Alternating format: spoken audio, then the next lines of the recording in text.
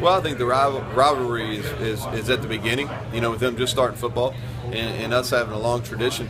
But it's a rivalry that we're ready for. I mean, I think it's natural. I think it's a game that it's a good fit for both schools. And this is Mobile South is just not a rival for us. This is a great area for us to recruit in. There's a lot of really good high school football players here.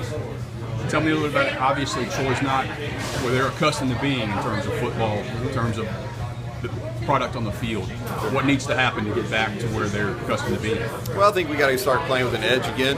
We won 5 Sun Belt Conference championships from 2006 to 2010.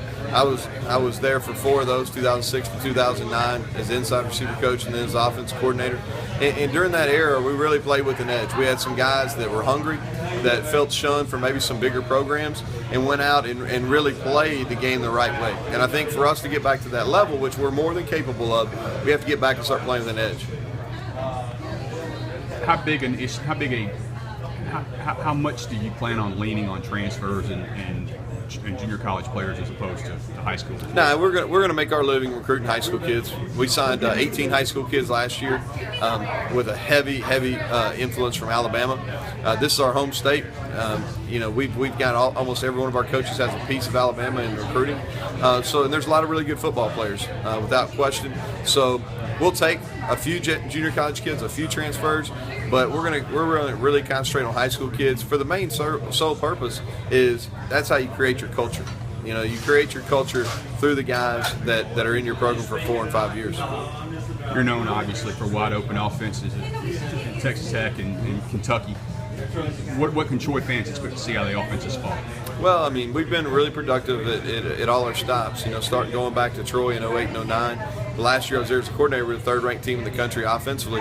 So we're going to be productive. We've got a Gulf Shores product, Brandon Silvers, that set an NCAA record last year as a freshman for the highest completion percentage. So he'll lead our charge on offense.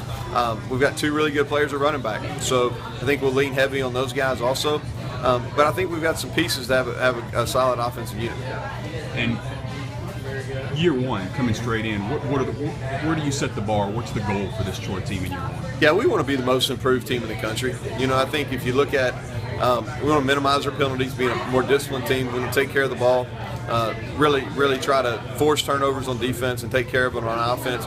If we can do those 2 things, just play the game with an edge, play the game the way it's supposed to be played, I think we can turn the tables, maybe surprise some people. We're not probably where we were during the run when we won all those conference championships in a row, but our kids have balled in, and I think they're ready to play at a high level. One more South Alabama question.